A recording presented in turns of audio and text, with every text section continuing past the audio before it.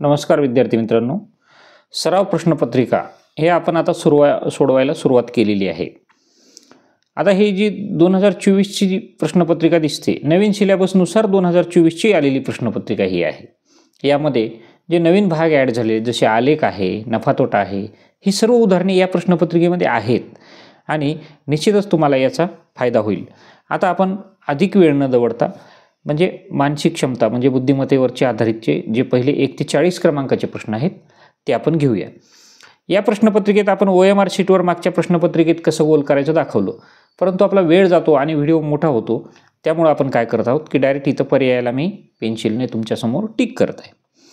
आता इथं पहिला प्रश्न आहे की 1 ते 4 ह्या ज्या प्रश्नात आहेत ABCD दाखवलेल्या आकृत्या आहेत, या 4 आकृत्यापैकी 3 आकृत्या या कोणत्या तरी बाबतीत समान आहेत आणि एक आकृती वेगळी आहे, त्याचे निरीक्षण करा।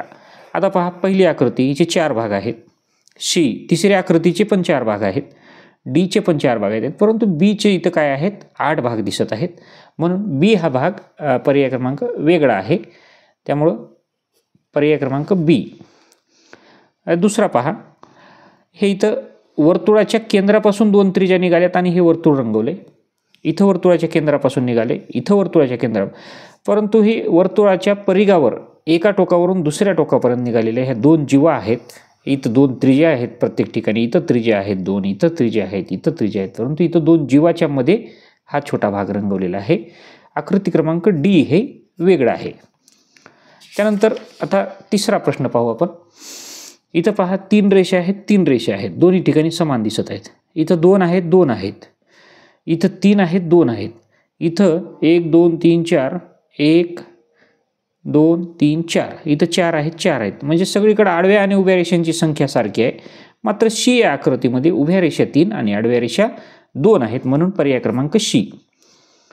त्यानंतर आता ही आकृती पहा, इथं काय आहे बाणाचे टोक आहे आणि त्याच्या विरुद्ध दिशेला काळा बॉल दिसते। इथं बाणाचं टोक आहे, त्याच्या विरुद्ध दिशेला काळा बॉल आहे, इथंही बाणाचं टोक आहे, विरुद्ध दिशेला काळा बॉल आहे, इथं बाणाचं टोक आहे, विरुद्ध दिशेला काहीच नाही, इथं बाणाचं टोक आहे, विरुद्ध दिशेला काही नाही, आणि टोकाच्या मागच्या या स्वस्तिकच्या चिन्हावर इथं काय दिसत आहे गोल दिसत आहे, म्हणून D पर्यायाची आकृती ही काय आहे वेगळी आहे। गडबड करायची नाही, अगदी विचारपूर्वक एक एक प्रश्न काय करायचा सोडवायचा। आता दुसरा प्रश्न बघा।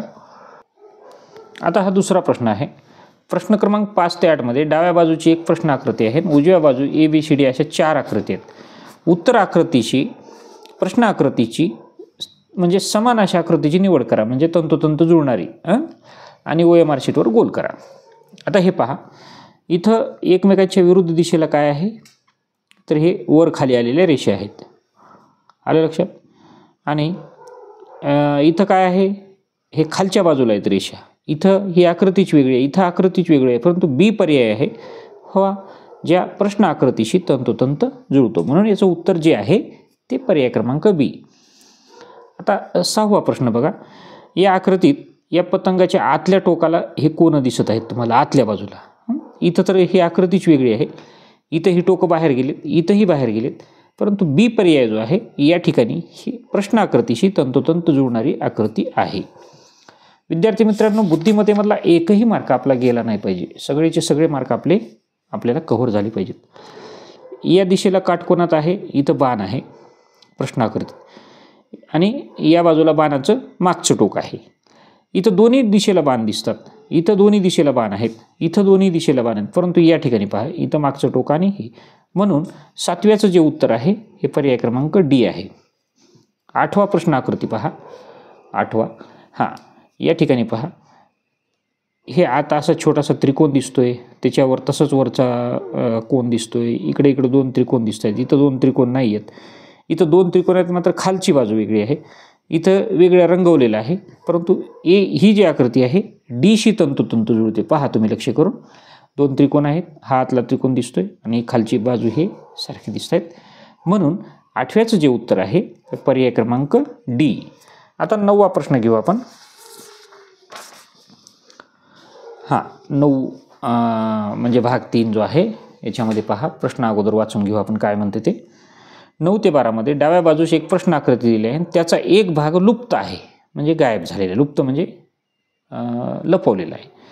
उजव्या बाजूच्या ABCD या आकृतीमध्ये तो भाग आहे तो दिशा न बदलता, एक लक्षात घ्या, त्याचा विचार करा आणि दिशा न बदलता प्रश्नाकृतीच्या संरचनेत आढळणारे असे प्रश्नाकृतीच्या संरचनेतील लुप्त भाग बरोबर बसेल अशी आकृती शोधून काढा. म्हणजे ह्याला आडवं उभं करायचं नाही, अशाला असंच तो भाग शोधायचा. आता पहा, या वर्तुळाच्या आतल्या बाजूला हे टोकं आलेले दिसतात, इथं टोकं दिसत आहेत, इथं टोकं दिसत आहेत. मग आता इथं सुद्धा असा भाग पाहिजे आपल्याला की ह्याच्या आतल्या बाजूला टोकं असलेलं, आतल्या बाजूला त्या दिशा न बदलता हे टोकं दिसत आहेत आणि बाहेरून 3 त्रिकोण. म्हणजेच 9व्याचं जे आहे हे पर्याय क्रमांक C. 10वा प्रश्न पाहू आपण.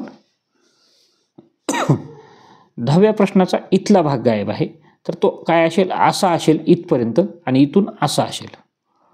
म्हणजेच हे पहा, हे भाग दिसतोय मला, पर्याय क्रमांक A 10व्याचा. कारण हा नाही, हा नाही आणि हा सुद्धा नाही, कारण असा मध्ये भाग नाही. सरळ हा भाग खाली आलेला, हा इकडं आलेला, हा भाग खाली आलेला, हा. म्हणून 10व्याचं जे उत्तर आहे हे पर्याय क्रमांक A. 11वा प्रश्न पहा. 11व्या प्रश्नातला कुठला भाग गायब झालेला आहे? इथं हा भाग गायब झालेला आहे. विद्यार्थी मित्रांनो, 10व्या प्रश्नांच्या बाबतीत आपल्याला थोडासा पुनर्विचार करावा लागेल. काय झालं, हे बरोबर आहे, हे इथून इथं आला, हा असा आणि असा आला, परंतु हा जो भाग आहे हाच भाग या दिशेला सुद्धा आहे. म्हणजे ही तिरपी रेषा, हे पहा, ही अशी तिरपी रेषा, हा भाग समोर आलेला, हा भाग समोर असा सरळ आलेला, हां, हे अशा पद्धतीनं, आणि हा मी पेन्सिलनं काढतोय. तर या आकृतीशी हा तंतु, म्हणजे मी जे इथं पर्याय क्रमांक A केला होता, परंतु A नसून याचा पर्याय क्रमांक D आहे. अशा थोड्याशा चुका होऊ शकतात बरं का, एक लक्षात घ्या.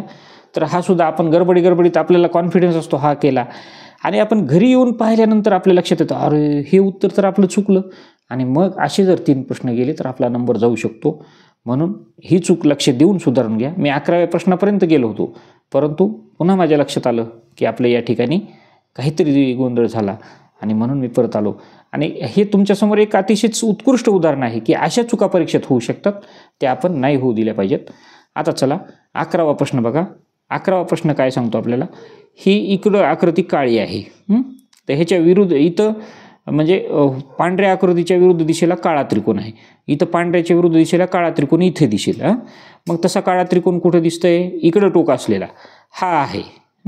हे तिन्ही आकृत्या नाहीत, ह्यांचं टोक इथं आहे, याचं इथं आहे, इथं, आणि वरच्या बाजूला गोल आहे, खालच्या बाजूला ही अशी रेष आहे.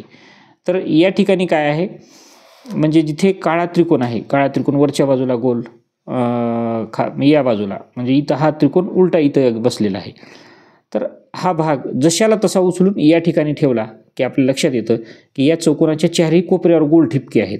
मग हा ठिपका इथं जर काळा बसला तर तो तसा बसतो, आणि या 2 बाजूला काय आहेत की वजाबाकीचे चिन्हासारखे हे चिन्ह आहेत, ते सुद्धा या ठिकाणी एक खाली आहे तर हे वर बसतं. तर इथं पर्याय क्रमांक A जो आहे 11व्या प्रश्नाचा हा तंतोतंत बसतो. आता 12वा प्रश्न पहा. 12वा प्रश्न पहा आपण. पहा, गोल चौकोन डार्क वर्तुळ, चौकोन गोल. मग आपल्याला या दिशेनं याच क्रमानं गोल चौकोन डार्क वर्तुळ चौकोन गोल. पहा, गोल चौकोन डार्क वर्तुळ चौकोन गोल. पर्याय क्रमांक B जो आहे तो तिथं तंतोतंत दिसतोय. दुसऱ्या पर्यायांकडे पाहिल्यानंतर आपल्याला ते लक्षात येऊन जातं की हे नाही आहेत. आता आपण लगेच पुढचा प्रश्न बघू. 4था भाग आहे आणि हा वाचून घेऊ आपण.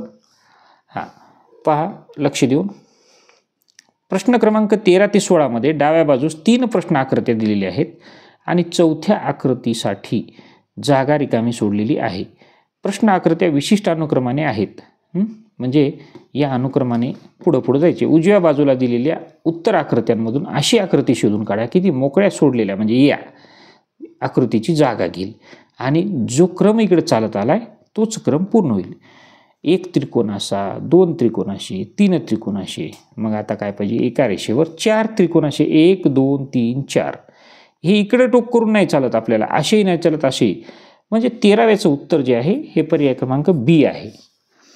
आता 14वा प्रश्न पहा. 14वा प्रश्न काय आहे, तर इथं 2 त्रिकोण मोकळे आहेत आणि ही आकृती काय झालेली आहे, ही आकृती या दिशेला फिरलेली आहे अशी. आता हा त्रिकोण इथं जाईल लक्षात, हा इथं गेला. आता पुढच्या आकृतीत हा त्रिकोण इथं जाईल, जी ही रिकाम्या जागेत जाईल, आणि हा त्रिकोण इथं गेल्यानंतर सलगचे त्रिकोण या दिशेने बाहेर येईल. म्हणजे हा त्रिकोण इथं असलेली आकृती आपण शोधू. या 2 पर्याय, 1 2 3 पर्याय आहेत. सगळेच आहेत. आता ह्याच्यातून शोधायचे आपल्याला. मग या त्रिकोणाच्या नंतरच्या 2 जागेवर हे त्रिकोण आतल्या बाजूला आलेले आहेत आणि बाहेरच्या बाजूला मोठी रेषा आहे, म्हणजे त्रिकोणाचा शिरोबिंदू दिसल्यासारखं आपल्याला दिसत आहेत. मग हा त्रिकोण इथे आला तर एक त्रिकोण इथं असेल आणि एक त्रिकोण इथं असेल. पहा, हा पहा पर्याय क्रमांक बी ची जी आकृती आहे, हा त्रिकोण इथे आला आणि त्याच्या सलगच्या घरामध्ये एक त्रिकोण आणि त्याच्या खालच्या भागामध्ये हा त्रिकोण, म्हणजेच पर्याय क्रमांक बी 14वा प्रश्न. फार बारकाईने विचार करावा लागतो. आता 16वा प्रश्न पहा. इथं 16वा प्रश्न जो आहे, 15वा राहिला ना आपल्या. 15वा प्रश्न बघा. ज्या दिशेला बाण आहे, बाणाच्या पाठीमागं आडवी रेषा आहे आणि ज्या दिशेला गोल छेदलेला आहे तिच्या मागं अर्धवर्तुळ आहे इथं. आता ही आकृती अशी गेली, हा बाण इकडे गेला, हा गोल पुढं सरकला. म्हणजे बाण इथं गेला, हा गोल इथं आला. आता पुढच्या आकृतीत काय होतं पहा, हा इथला बाण इथं गेला आणि गोल पुढं आला. आता पुढे येणाऱ्या आकृतीत या बाणाची जागा ही असेल, गोलाची जागा ही असेल, या बाजूला गोल पाहिजे आपल्याला, तर तो फक्त या आकृतीत आहे, आकृती क्रमांक ए. तर हे सिक्वेन्स लक्षात घ्यायचा आणि पटकन आपण काय करायचं, हे पहा याचं जे उत्तर आहे ते अगदी म्हणजे हे सिक्वेन्स लावून आपल्याला ज्या पद्धतीने सहज सोपं होतं ती पद्धत आपण वापरायची. अगदी म्हणजे तांत्रिक तुम्हाला कोणत्या भाषेत, कोणत्या पद्धतीनं, कसं समजलं याच्याशी काही महत्त्व नाही, उत्तर ॲक्युरेट आलं पाहिजे.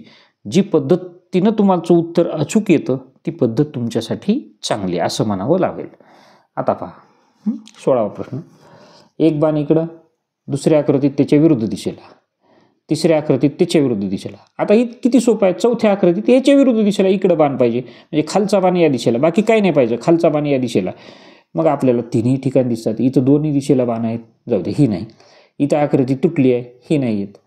मग इथं पहा, इथं काय दिसतंय, ह्या इकडं बाण, इकडं बाण, त्याच्या विरुद्ध, त्याच्या विरुद्ध. असाच आकृती आपल्याला कुठे दिसते, आपल्याला बी मध्ये सुद्धा दिसते का.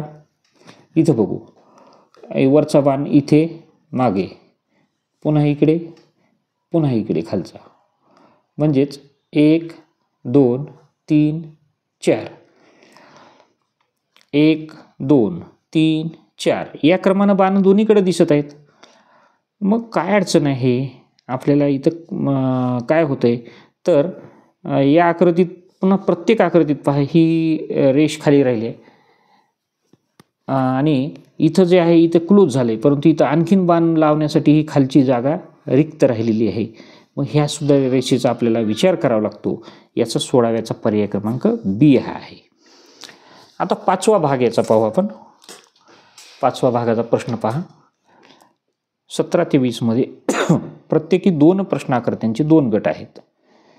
दुसऱ्या गटामध्ये 1 प्रश्नचिन्ह आहे. पहिल्या 2 प्रश्नाकर्त्यात काही नाती आहे, म्हणजे या 2 आकृत्यात जो संबंध आहे तोच पुढच्यात असेल. आलं लक्षात. तसलेच नाते असेल. म्हणजे आता या आकृतीशी, म्हणजे ही आकृती जशी हिच्याशी संबंधित आहे तशी ही आकृती हिच्याशी संबंधित असणारी आकृती आपल्याला या 4 आकृत्यात ABCD मधून शोधून काढायची आहे. आता पहा इथं काय झालं, ए म्हणजे हे वर गेलेलं आहे. आता इथं हे म्हणजे ह्याचं टोक इकडं आलेलं आहे. आपल्याला आरशातील प्रतिमा म्हणता येईल का ही. चला ठीक आहे, काही म्हणू आपण, मात्र नाही होणार तसं, कारण ही खालची बाजू पुन्हा वर गेलेली आहे. ठीक आहे, ही आकृती इकडे झुकलेली आहे, हिच्या विरुद्ध बाजूला. आता ही आकृती कुठे सापडेल आपल्याला, इकडे झुकलेली या बाजूला. परंतु 4ही आकृत्या तशाच आहेत, परंतु ही आकृती फिरलेली पाहिजे आपल्याला. ही आकृती काय झाली, एकदम विरुद्ध दिशेला फिरली. आता ही आकृती हिचं टोक हिच्या विरुद्ध, हिचं टोक हिच्या विरुद्ध, खाली तर टोक आहेत. मग आता बदल कुठं आहे हे पहा. ही रेषा बंद झाली प्रत्येक आकृतीत. इथं रेषा जास्त दाखवते, इथं रेषा जास्त, म्हणजे आपल्याला हे एलिमिनेट करायचे. हे 2 पर्याय तर नाहीच आहेत. त्याच्यानंतर या डी पर्यायामध्ये ही रेषा इथपर्यंत नाही आलेली, त्याच्यामुळे हा ही पर्याय नाही. मग आपल्यासमोर पर्याय कोणता उरला आहे, तर पर्याय क्रमांक बी हा उरलेला आहे. आणि ही पहा, ही रेषा अशी विरुद्ध बाजूला आली खालच्या दिशेला आणि या पद्धतीनं याचं उत्तर जे आहे, कधी कधी काय करावं लागतं की चुकीचे उत्तर गाळून सुद्धा योग्य उत्तरापर्यंत आपल्याला येता येतं. आता 18वा प्रश्न बघू. 18वा प्रश्न घेऊ आपण. हां, 18वी आकृती काय सांगते बघा.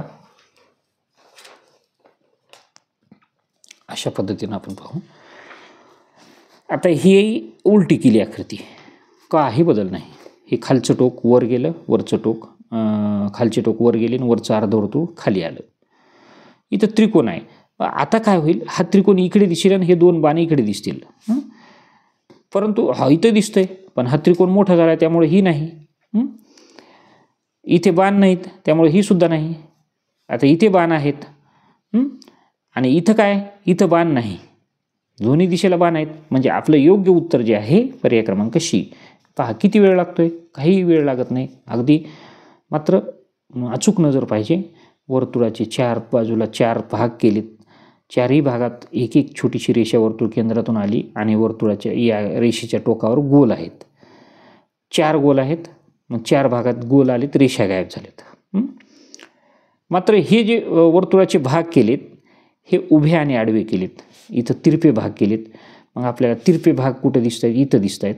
आणि ह्या रेषा गायब झालेल्या आहेत, फक्त गोल उरलेत. ह्या आकृतीशी संबंधित जशी ही आकृती आहे तशी आपल्या या आकृतीशी संबंधित आकृती पर्याय क्रमांक सी ची आहे. म्हणून याचा पर्याय क्रमांक सी. आता डी हा 20वा प्रश्न पहा. काय दिसतंय आपल्याला, 1 2 3 4 रेषा आहेत. मग ह्या 2 रेषा वरच्या वर राहिल्या, आतली आकृती जुळली. मात्र या रेषा आडव्या आहेत, इथं उभ्या आहेत. इथं काय होईल हे इकडे न पाहता इथं गेस करायचं विद्यार्थी मित्रांनो, म्हणजे तुम्ही पटकन उत्तरात पोहोचतात. या बाहेरच्या 2 रेषा राहतील आणि हा मधल्या 2 रेषांचा आयात तयार होईल. आता मध्ये आयात कुठं तयार झाला आहे, हे इथं तयार झालेलं आहे. पर्याय क्रमांक सी. इतकं पटकन आपल्याला उत्तर सापडले आणि शीला गोल करायचं म्हणजे. आणि हा जो बुद्धिमत्तेचा वाचलेला वेळ असतो तो वेळ गणिताला वापरावा लागतो. काही काही प्रश्नांना जास्त वेळ लागतो. भाग 6 प्रश्न क्रमांक 21 ते 24 मध्ये भूमितीतील आकृतीचा त्रिकोण चौरस वर्तुळ एक भाग डाव्या बाजूस प्रश्न आकृतीच्या स्वरूपात आहे आणि दुसरा भाग उजव्या बाजूस 4 आकृत्यांमध्ये ABCD यामध्ये आहे. उजव्या बाजूची अशी आकृती शोधून काढा की जी त्या भूमितीतील आकृतीस पूर्ण करेल आणि त्याचं उत्तर OMR मध्ये लिहायचं आहे. मग आता इथं पहा, इथं कोणती आकृती आहे तर त्याला तंतोतंत बसणारी आकृती. आणि ही आकृती बसल्यानंतर इथं काय होतं, एक चौरस तयार होतो. या ठिकाणी जे आहे ही आकृती इथं बसते, हा गोल इथं फिट होतो, हा त्रिकोण इथं आतमध्ये घुसतो आणि ही अशा पद्धतीने आकृती तयार होते. 21व्याचं उत्तर ए. प्रश्न क्रमांक 22 मध्ये बघा, हा इथं जाऊन बसणारा एवढाच भाग काढून टाकला, हा भाग शोधायचा आहे आपल्याला. तर इथं हे आडवी रेषा आहे, हा होत नाही. आता राहिले 3 पर्याय. इथंही आडवी रेषा आहे, हाही होत नाही. आता 2 पर्याय आपल्याजवळ आहेत. मग इथं टोक आहे, याला इथं टोक आहे, परंतु हा जो भाग आहे हा अतिशय गोल दिसतोय. तंतोतंत बसणारा भाग पहा, पर्याय क्रमांक सी. इथं लक्ष देऊन पहा, पर्याय क्रमांक सी आहे. त्यानंतर आता 23वा प्रश्न घेऊ आपण. याच्यामध्ये बसून भूमितीतली एक आकृती तयार होते. इथं हा असा भाग आहे, असा या ठिकाणी आला, हा गोलात हा भाग बसला, इथं हा भाग बसला जाऊन आणि इथूनच वर असं काय झालं, हा चौरस तयार झाला. हा भाग इथं बसून तंतोतंत बसतो. लक्ष देऊन पहा, इथं आतमध्ये टोक आहे, इथं टोक नाही, इथं टोक नाही, इथं टोक नाही. हे इथं बसणारं टोक म्हणून आपल्याला पटकन उत्तराच्या जवळ घेऊन जाणारा पर्याय बी. 24वा प्रश्न आपण घेऊया. अशाच पद्धतीचा प्रश्न आहे. 24वा प्रश्न पहा, हा इथून हा असा असणारा चौरस कापलेला आहे. मग असा भाग आपल्याला शोधायचा आहे.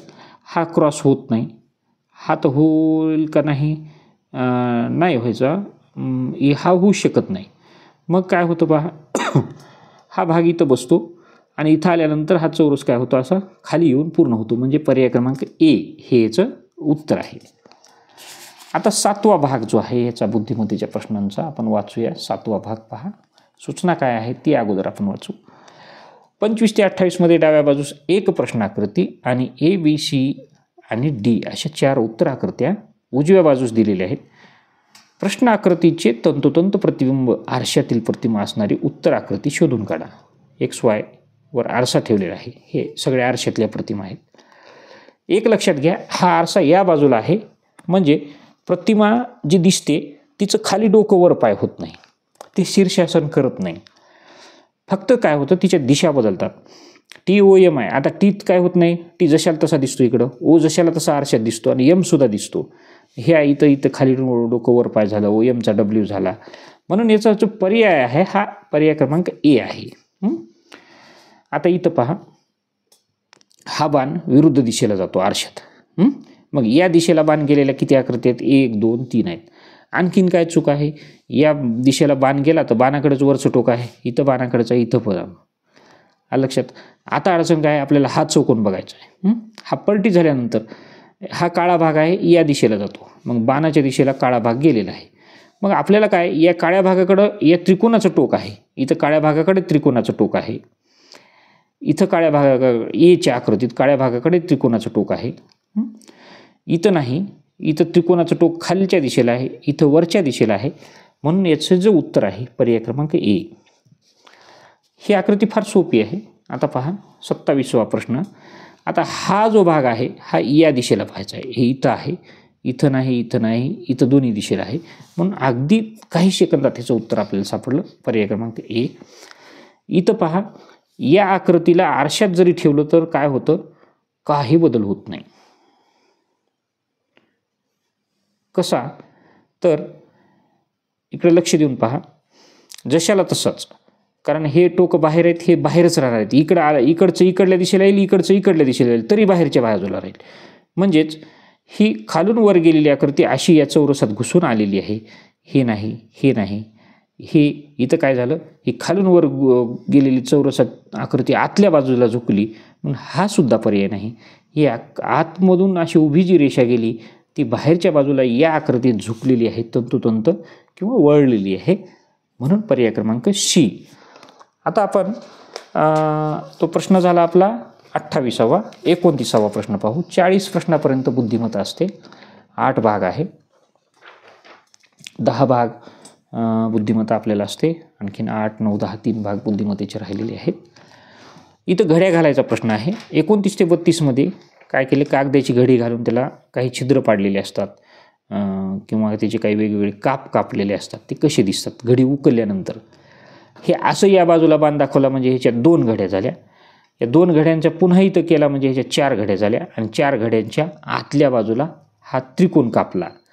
आता हा आतला त्रिकोण काय होईल, ही घडी उकलली की हा इकडे तोंड करून, म्हणजे त्रिकोण हे असा वर राहील इकडे तोंड करून. तसाच इथे सुद्धा त्रिकोण राहील. आता काय होतं पहा, हे पहा, हे ह्या खालच्या टोकाला त्रिकोण आहे, तसाच इथे सुद्धा वरच्या टोकाला त्रिकोण राहील. बाहेरच्या बाजूला कर्ण असलेले, इथं सुद्धा बाहेरच्या बाजूला कर्ण असलेले. पर्याय क्रमांक B ह्याचं उत्तर येतं. कारण ही जे व्हिजन आहे हे व्हिजन खालच्या पदराचं आहे. हे जशाच तसं राहतं. हे वरचा भाग असा राहतो आणि हा पुन्हा फोल्ड ओपन होतो. त्यामुळं इथल्या आकृत्या आहेत या बाहेरच्या टोकाला जात नाहीत किंवा मधल्या टोकाला, इथं मधल्या टोकाला आहेत आकृत्या, इथं आकृत्या वेगवेगळ्या झाल्यात, इथं खालीवर पडल्यात, तशाही होत नाहीत आणि या दिशेलाही होत नाहीत. कारण ह्या सगळ्या एकाच दिशेला आहेत. हे पलटली आकृती, ह्याचा काटकोन इकडे तोंड करून आहे. आकृती पलटल्यानंतर म्हणजे ही घडी काढल्यानंतर याचा काटकोन या बाजूला होतो. म्हणून या ठिकाणी ह्याचं योग्य उत्तर आहे. थोडा वेळ जातो आपला थोडासा, परंतु या स्पष्टीकरणावरून तुम्हाला अशा प्रकारच्या दुसऱ्या आलेल्या आकृत्या सोडवता येतात. इथं चूक होण्याची थोडीशी जास्त शक्यता असते. इथं पहा, ही आकृती अशी फोल्ड केलेली आहे आणि फोल्ड करून पुन्हा त्याचा त्रिकोण काढला. हा भाग वर टाकला, इथे वर टाकला आणि ह्याचे हे भाग कापलेले आहेत. मग आता जेव्हा आपण हा भाग ह्याला इथं घेऊया, इथं घेतल्यानंतर पहा आतल्या बाजूला टोकाला काही येणार नाही, मात्र हा भाग कट आहे. आता असा केल्यानंतर इथे काय होईल, हा अर्धवर्तुळ असा दिसल्यासारखा दिसेल. हे कंप्लीट होईल आणि ते इकडे जाईल, म्हणजे इथं काय अर्धवर्तुळ, त्यानंतर इथे अर्धवर्तुळ याच्या दिशेला, या दिशेला हे, या दिशेला हे अशा कुठल्याही रेषा होणार नाहीत वेड्यावाकड्या. याची आकृती पर्याय क्रमांक A. तुम्हाला हे सरावानं जमून जाईल बरं का. ह्याच्याशी थोडासा सराव करा, आणखीन आपल्याकडे दिवस आहेत. इथं 4 आकृत्या म्हणजे 4 फोल्डिंग केल्यात आणि 2 छिद्र पाडलेत. आता हे छिद्र आतल्या बाजूला झुकत आहेत. असेच इकडून आतल्या झुकतील, इकडून आतल्या झुकतील, इकडून आतल्या झुकतील, म्हणजे हे गोल नाही, काही नाही, काही नाही. हे तर पर्याय क्रमांक सी आहे. हे जसे छिद्र हे आहेत तसेच ह्याच्या विरुद्ध दिशेला हे राहतील, तसेच ह्याच्या विरुद्ध दिशेला हे राहतील. हे छिद्र इथे येतील सुद्धा, म्हणून याचं उत्तर पर्याय क्रमांक सी. दिसतंय ना तुम्हाला? हां. आता 32वा प्रश्न आहे. हे 4 घड्या करून त्याचा त्रिकोण तयार केला आणि त्याचं टोक कापलं. आता हे जे टोक आहे हे 4 कोपऱ्यावर जाईल. आता इथं 4 कोपऱ्यावर गेले, मात्र इथं मध्ये असं काही कापलेलं नाही. मध्ये कुठून आलं? इथं हे मधल्या बाजूला इथं काहीच कापलेलं नाही ना, त्यामुळे ही आकृती नाही. इथं 2 टोकावर आहे, इथं 2 टोकावर नाही. तर या ठिकाणी काय आहे, हे 4ही टोकावर आलं आणि त्यामुळं पर्याय क्रमांक ए जो आहे हा त्रिकोण काय राहील, हे त्रिकोण इथं गेल्यामुळं इकडल्या त्रिकोणाचं इथंच येईल, इकडल्या त्रिकोणाचं इथंच येईल, इकडल्या त्रिकोण म्हणजे सेंटरला सुद्धा एक चौकोन तयार. तुम्हाला असा प्रश्न निर्माण होईल, मग सर हे आतला चौरस कुठून आला? तर हा जो इथं कापलेला भाग आहे ना, तर हा इथं सुद्धा येतो उघडल्यानंतर. ही घडी उघडली की इथं एक पोकळी तयार होते ना, ह्या 4ही पोकळ्या मिळून हा आतला चौरस तयार झालेला आहे. लक्षात? आणि इकडच्या टोकाची तर हे 4 टोकाची कोपरी तर गेलेलीच आहेत. हा पर्याय क्रमांक 1. आता आपण 9वा भाग पाहू. 9व्या भागाचा आपण प्रश्न वाचून घेऊया अगोदर. अशा पद्धतीनं प्रश्न क्रमांक 33 ते 36 मध्ये डाव्या बाजूला एक प्रश्न आकृती दिलेली आहे. ABCD आणि D अशी 4 उत्तरे असलेल्या उत्तर आकृत्या उजव्या बाजूस आहेत. तुकडे केलेल्या प्रश्न आकृतीमधून तयार होईल अशी उत्तर आकृती निवडायची, म्हणजे ह्याला जॉईंट करायचं, असेंब्ली करायची यांची. मग आता त्रिकोण आहेत आणि खालच्या बाजूला चौकोन आहे. लक्षात घ्या, हा चौकोन इथं चिटकेल, हा त्रिकोण इथे आणि हा इथे, म्हणजेच इथं तो भाग दिसत नाही. हे जो आहे इथं वर एक कोण या आकृतीत नाही दिसायला. इथं पहा पर्याय क्रमांक बी मध्ये आतल्या बाजूला त्रिकोण आलाय. आतल्या बाजूला त्रिकोण आहे का? नाही. इथं आतल्या बाजूला त्रिकोण आलाय, इथं आतल्या बाजूला त्रिकोण हे आहे. त्यामुळे ह्या तिन्ही आकृत्या काय होतात बघा, तर त्या आपोआप बाद होतात. पर्याय क्रमांक ए ची बाद झाली, कारण हे हे हे हे आतल्या बाजूला त्रिकोण इथं नाही, इथं नाही, इथं नाही, इथं नाही जोडून. मग हा जो त्रिकोण आहे हा चौकोन इथं बसला. लक्षात? हा त्रिकोण जशाला तसा इथं आहे आणि हा ह्याला इथं जवळ जाऊन चिटकला आहे. पर्याय क्रमांक सी. 34वी आकृती पहा. अगदी बारकाईने लक्ष करा, तुमचा बुद्धिमत्तेत एकही मार्क जाणार नाही. ही आकृती इथे चिटकेल, या दोन्ही जवळ येतील, म्हणजेच हा मोठा त्रिकोण इथे आहे. या 2 आकृत्या इथे जवळ आलेल्या आहेत. पहा काय व्हायले, परंतु इथं जर आपण विचार केला तर ह्याच्यामधले भाग नाहीत, इथं ह्याच्यात भाग दाखवलेत. ही नाही, इथं भाग दाखवल्यामुळे ही आकृती नाही, असाही भाग नाही. मग आता आपल्यासमोर पर्याय राहतो पर्याय क्रमांक बी. हा त्रिकोण इथे आहे, हा मधला पट्टा इथे आहे आणि हे 2 त्रिकोण इथं चिटकून पर्याय क्रमांक बी ची आकृती तयार झाली. आता 35वा प्रश्न तर अगदी म्हणजे सोपा आहे. 2 त्रिकोण खाली आहेत, हे जॉईंट व्हायलेत पहा, आणि हा पट्टा असा आलेला आहे. पहा खाली 2 त्रिकोण, खाली 2 त्रिकोण सगळीकडे दिसत आहेत आपल्याला. आपण लक्ष करून बघूया. मग हा इथं चिटकला, ह्या दोन्ही बाजू चिटकल्या की काय होईल, एक बाजू तयार होईल, कारण हे बरोबर जवळ येईल इथे. आणि या ठिकाणी काय आहे, ही आकृती याच्याशी तंतोतंत जुळेल इथे बसून, ही आकृती याच्याशी जुळेल आतमध्ये, आणि इथं सुद्धा 2 त्रिकोण राहतील. इथं तशी आकृती नाही, इथं तशी आकृती नाही, इथं गॅप दिसतोय, त्या आकृत्या पूर्णपणे तंतोतंत जवळ आलेल्या नाहीत. या ठिकाणी ही आकृती पूर्ण तयार होऊन पर्याय क्रमांक डी हे 35व्या प्रश्नाचं उत्तर आहे. 36वा प्रश्न पहा. हा प्रश्न अगदी मजेदार आहे. इथं काय झाले, एक असा गोल आहे, हा गोल इथे बसेल, त्याच्या आत हा गोल असेल, तर हा गोल या आकृतीचा, हा मधला गोल आणि हा गोल, एवढा छोटा गोल इथे नाही, इथं हा एवढा छोटा नाही, असे 2 नाहीत, म्हणजे पर्याय क्रमांक 1. आता आपण जे आहे ते 10वा भाग आणि शेवटचा भाग या बुद्धिमत्तेचा तो पाहणार आहोत आपण. प्रश्न क्रमांक 37 ते 40 मध्ये डाव्या बाजूला एक प्रश्नाकृती आणि ABCD अशा 4 उत्तराकृत्या उजव्या बाजू दिलेल्या आहेत, जिच्यामध्ये प्रश्नाकृती लपलेली जडवलेली आहे. अशी उत्तराकृती निवडा. म्हणजे ही प्रश्नाकृती या चारीपैकी एका आकृतीत लपलेली आहे, बसलेली आहे. इथं मला ही आकृती कुठं दिसते पहा, 1 मध्ये दिसते. ही खालची पट्टी आणि हे त्रिकोण पहा, परंतु हा त्रिकोण मोठा दिसायला इथं लक्ष करून जर बघितलं तर इथं त्रिकोण मोठा दिसतोय. मग ही पट्टी लहान दिसते, इथं तर नाही. इथं पहा, ही आकृती खालची पट्टी इथं तंतोतंत दिसते आणि हा त्रिकोणसुद्धा इथं बसलेला दिसतो. म्हणजे या आकृतीचं निरीक्षण करा तुम्ही, ही आकृती आणि ही आकृती. पर्याय क्रमांक सी अगदी बरोबर आहे. इथं बघा आता, ही या झेंड्याची जो फ्लॅग दाखवला आहे त्याच्या खालच्या रेषेला त्रिकोण आहे. हा इथं झेंडा तयार झाला, इथं फ्लॅग आला आणि ह्याच्या खालच्या रेषेला त्रिकोण तयार झाला. हा त्रिकोण वर टोक करून आहे. इथं काटकोन त्रिकोण आहे, इथं लघुकोन त्रिकोण आहे, परंतु इथं वर झेंडा नाही, फ्लॅग वेगळा आहे, वर चौकोनी झेंडा आहे. इथंही नाही. पर्याय क्रमांक ए. आता इथं पहा, बाण आहे. बाण बघा, हा बाण दिसतोय, मात्र ही आकृती आहे, मात्र इथं खाली रेषा आहे, ही खाली रेषा आहे. इथं बाण नाही, इथं बाण आहे, मात्र इथं हे दिसत नाही. आता आपण लक्ष करूया, इथं काय आहे, ही असा बाण आहे, ही रेष खाली आली, ही जाऊन इथं आली, म्हणजे पर्याय क्रमांक सी. आता इथं डब्ल्यू हा जो आकार आहे, हा डब्ल्यूचा आकार कुठं बसतो बघा. इथं दिसलं, असा गेला, असा आला, असा आला. हा इथं डब्ल्यूचा आकार बरोबर तंतोतंत बसलेला आहे.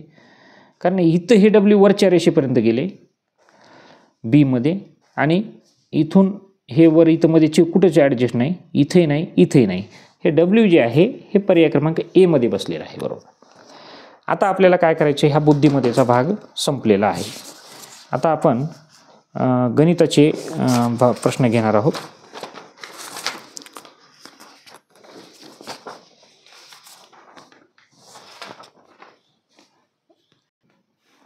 आता आपण 41 ते 60 हे गणितवर आधारित प्रश्न आहेत, अंकगणित, आणि याच्यातले आपल्याला पर्याय निवडायचे. जर आपण 1 ते 100 पर्यंतच्या सर्व संख्या लिहिल्या तर 9 हा अंक किती वेळा येतो. तर 9 हा अंक जो आहे हा 1 ते 100 मध्ये 20 वेळा येतो.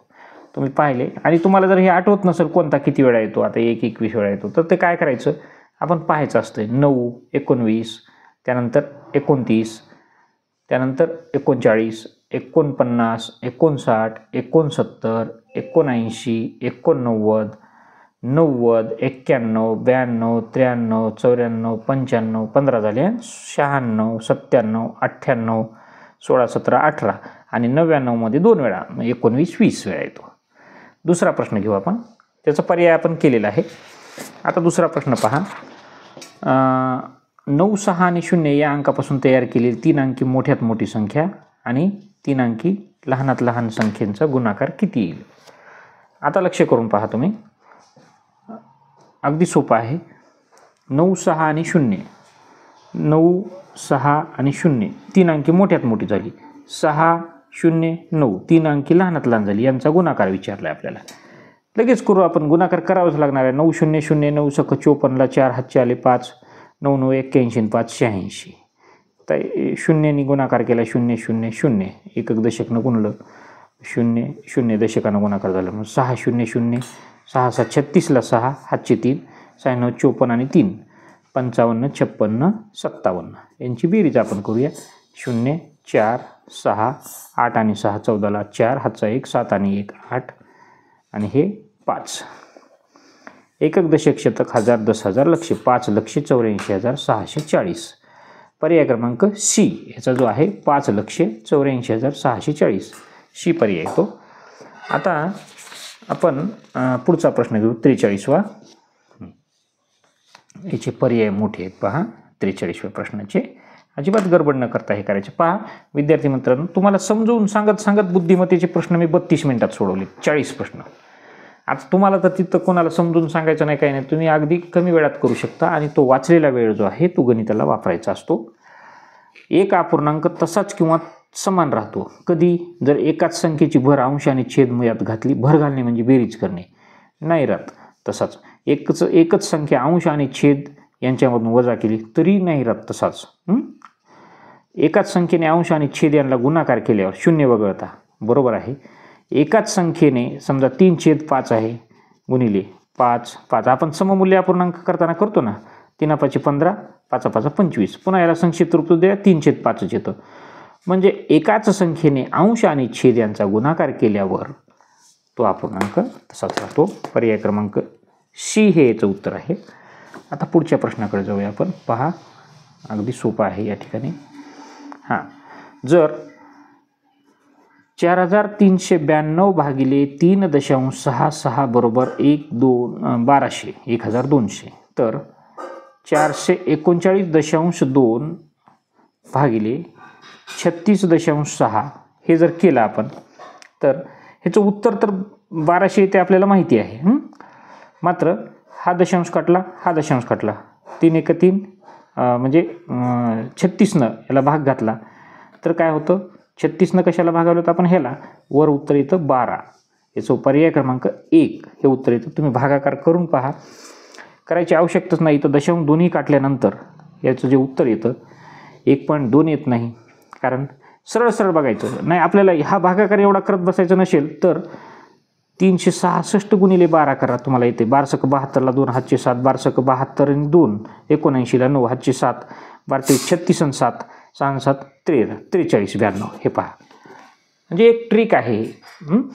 म्हणजे ह्याने ह्याला गुणल्यानंतर हे येतं, मग ह्याने ह्याला भागल्यानंतर हे येतं.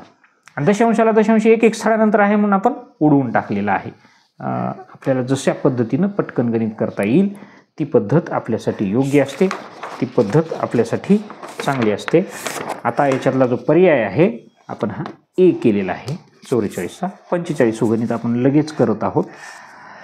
एका चौरसाची परिमिती अशा आयताच्या परिमिती इतकी आहे की ज्याची लांबी 17 मीटर आणि रुंदी 11 मीटर आहे.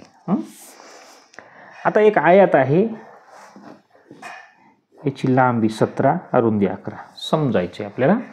मग ह्याची परिमिती 2 कंसात लांबी अधिक रुंदी म्हणजे 2 कंसात 17 अधिक 11 बरोबर. इथंच करतो मी 2 कंसात 7 आणि 1 8 1 आणि 1 28 म्हणजे 28 दुनी 56 आली. काय आली? आयताची परिमिती. एवढीची एका चौरसाची परिमिती आहे. चौरसाची परिमिती बरोबर 4 गुणिले बाजू, मग 56ला 4 न भागायचं, 4 1 4 4 1 16 14 बाजू आली. पहा, पर्याय क्रमांक बी हे याचं उत्तर येतं. कसं केलं तुम्हाला कळालं का? या आयताची परिमिती काढली आणि चौरसाची परिमिती बरोबर 4 गुणिले बाजू आहे, तर त्याची काय आली, बाजू 14 आली. आता आपल्याला काय करायचे, थांबा लगेच. आता 14 उत्तर आलं म्हणून पहा गडबडीत काय होते. 14 उत्तर आलं, मी खुश झालो, पण मला काय विचारले हे मी लक्षात नाही ना घेतलं. मला काय विचारलंय, चौरसाची बाजू नाही विचारली. आपला समज होऊन जातं, हां चौरसाची बाजू आहे, 56/4 केलं तर 4 गुणिले बाजू आलं, आपल्याजवळ चौरसाची बाजू तयार आहे. पण यांनी इथं गणित फिरवलंय, चौरसाचे क्षेत्रफळ विचारलंय. चौरसाचे क्षेत्रफळ बरोबर बाजूचा वर्ग, 14 गुणिले 14, 14चा वर्ग आहे 196 चौरस मीटर. चौरस इथं काय दिले, एकक काय आहे, मीटर आहे, म्हणून इथं चौरस मीटर. तर 196 चौरस मीटर हे उत्तर असतं. इथं 196 दिले, चौरस मीटरचं नाही, म्हणून हे अशा गडबडीनं उत्तरच करायचे नाहीत. ह्या सुद्धा घटना आपल्याला नंबरपासून दूर घेऊन जाऊ शकतात. आता आपण 46वा प्रश्न घेऊया. मी माझ्या गडबडीत किंवा काही नजर चुकीनं एखादी जरी चूक झाली तर ती मी तुमच्या समोर स्पष्टपणे मांडतो आणि ती एक तुम्हाला शिकवण असते की अशा प्रकारच्या चुका पेपर सोडवताना आपल्याकडून होऊ शकतात. पहा, मराठीमध्ये एक म्हण आहे, पुढच्याच ठेच मागचा शहाणा. आपल्यासमोर चालणाऱ्या माणसाला जर दगडाची ठेच लागली तर आपण खाली बघून चालतो. तसा प्रकार आहे. तुमच्यासमोर माझं उदाहरण या ठिकाणी गलत होऊ शकलं असतं, चुकीचं होऊ शकलं असतं, मग तुमच्याकडनं अशा चुका परीक्षेत होणार नाहीत. मला तरी इथं कुठं नंबर लावायचा नाही, मात्र तुम्हाला नवोदयला नंबर लावायचा आहे. त्यामुळं अशा चुका तुमच्याकडून होणं अपेक्षित नाही. 30 किलो मिठाईतून 2/3 किलो वजनाची मिठाईचे किती बॉक्स तयार करता येतील? आता 46वा प्रश्न बघा. आता काय करावं लागेल मग, 30 किलो मिठाईतून 2/3 किलो वजनाची मिठाईची किती बॉक्स तयार करता येईल?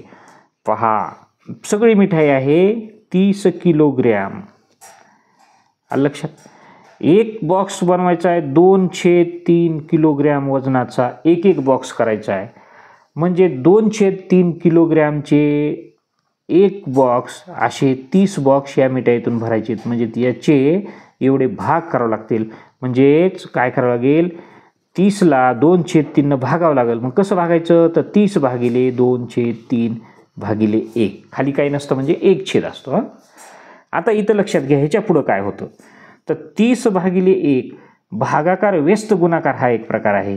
म्हणजे भागाकाराच्या जागेवर गुणाकाराचं चिन्ह द्यायचं, छेदाला अंशाची जागा द्यायची आणि अंशाला छेदाची जागा द्यायची. खाली डोकं वर पाय करायचे, ह्याला शीर्षासन करायला लावायचं पुढच्या अपूर्णांकाला.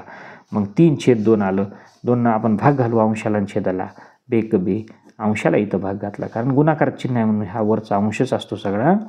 बेक बे 15 15 आलं. 15 त्रिक 45 बॉक्स तयार होतील. आपल्याला पर्याय आहे, पर्याय क्रमांक डी हा 46व्या प्रश्नाचा उत्तर असेल. 47वा प्रश्न पाहूया आपण. पहा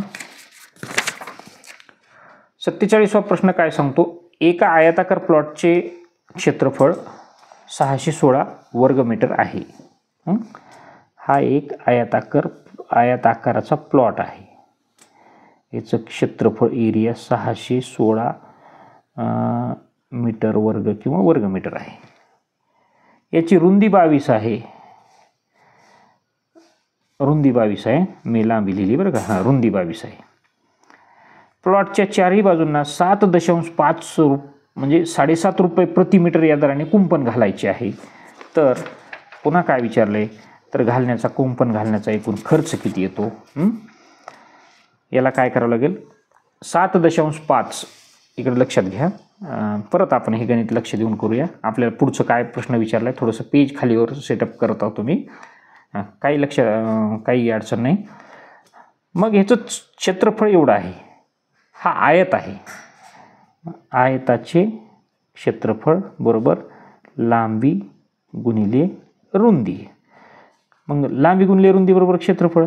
लांबी माहीत नाही गुणिले 22. रुंदी दिलेली आहे बरोबर क्षेत्रफळ 616 आलं. मग लांबी बरोबर 616 भागिले 22. बेकबे 6 भाग जात नाही म्हणून 0, 82 16. 308 भागिले 11 आलं. मी इथं जागा नाही म्हणून पुढं करतोय बरं का. हे 308 वरचं लिहिलं आणि हे 8. आता 11 भाग घालू. 11 1 11, 11 2 22, उरले 8, 11 8 88. मग याची लांबी किती आली, 28 आली. रुंदी 22 आहे. मग आता ह्याला कुंपण घालायचं तर परिमिती काढावं लागेल ना, बाहेरच्या बाजूंची बेरीज करावी लागेल आपल्याला. बेरीज कशी असते, आयताची परिमिती बरोबर 2 कंसात लांबी अधिक रुंदी. 2 कंसात लांबी अधिक रुंदी. हां, आता लक्ष द्या, काही गडबड करायची काय आवश्यकता नाही. 2 कंसात लांबी आहे 28, रुंदी आहे 22, 8 आणि 2 10, 2 आणि 2 4 आणि हातचा आलेला 1 5, 50 गुणिले 2 म्हणजेच किती आली आयताची परिमिती. म्हणजे ह्या सगळ्या बाजूच्या लांबीची बेरीज झाली आयताची परिमिती. मी इथं लिहितो वर पुन्हा, 50 गुणिले 2 बरोबर 100 मीटर आली. मग एका मीटरला खर्च आहे 7.5 रुपये. 100 गुणिले, मी असंच लिहितो, 100 गुणिले 7.5 0, 7 रुपये 50 पैसे. मग आता ह्या पुढच्या शून्याचं काही व्हॅल्यू नसते. मग आपण काय करायचं, याचा गुणाकार केला, हे 2 शून्य पुढे दिले, किंवा दशांशानंतर एक अंक आहे, हा एक अंक वगळला, इथं राहतं 75 गुणिले 10. ही प्रक्रिया समजून घ्या, पुन्हा इथं लिहून समजवतो तुम्हाला. 100 गुणिले 7.5, 7.50 जरी दिले, परंतु दशांशाच्या नंतर अंक आहे आणि त्याच्या पुढे शून्य आहे, तो असला काय नसला काय काही हरकत नाही. मग दशांशाच्या नंतर एक स्थळ आहे, म्हणून गुणाकार करताना सरळ काय करायचं, हा दशांश उडवायचा, 1 शून्य कमी करायचा. 75 गुणिले 10 750. मग या ठिकाणी 750 रुपये जे आहे हे काय होतं, 750 आलं. पर्याय क्रमांक डी याचं उत्तर आलं. आपण इथं 750ला हे करू. उदाहरण थोडंसं किचकट होतं, तर त्याला काही न घाबरता तुम्ही पुढं जा. आता या ठिकाणी पहा, हे सुद्धा उदाहरण आपल्याला एक प्रकारचे चॅलेंज करणारे आहे. 48व असं उदाहरण आहे. जर a/b अपूर्णांकामध्ये जिथे a बरोबर b वजा 3 आणि a अधिक 10 भागिले b वजा a भागिले b बरोबर 10/7 आहे, तर a भागिले bचं आपल्याला काय करायचं आहे, उत्तर काढायचं आहे. मग आता या ठिकाणी आपल्याला हे उत्तर काढत असताना a बरोबर काय आहे, a बरोबर b वजा 3, a ची किंमत आहे. मग जिथं जिथं a आहे तिथं b वजा 3 ठेवून आपण हे समीकरण सोडवूया. मग a अधिक 10 भागिले b वजा a भागिले b बरोबर 10/7 आहे. मग आपण काय करूया, a च्या जागेवर b वजा 3 ठेवू. b वजा 3 अधिक 10 भागिले b वजा, इथं काय आहे, a च्या जागेवर b वजा 3, पण हा b वजा 3 इथं ऋण चिन्ह असल्यामुळे डबल आलं बरं का, इथं कंसात घेतले मी, ह्याला एक कंस घ्यायला काय हरकत नाही, भागिले b बरोबर 10/7. आता लक्षात घ्या, दोन्ही छेद समान आहेत. मग याचा एकच छेद घेऊ, b बरोबर 10/7, जशास तसं b वजा 3 अधिक 10 वजा कंसात b वजा 3, हा कंस. या ऋण चिन्हाने ह्या धन चिन्ह, ह्याच्या मागे काही चिन्ह नसते म्हणजे धन असते. धन ऋण ऋण होते, ऋण ऋण धन होते. आता याच्या खालची पायरी पहा,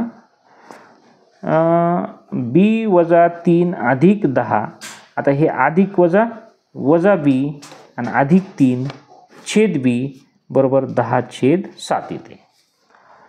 आता पहा, लक्ष देऊन पाहता,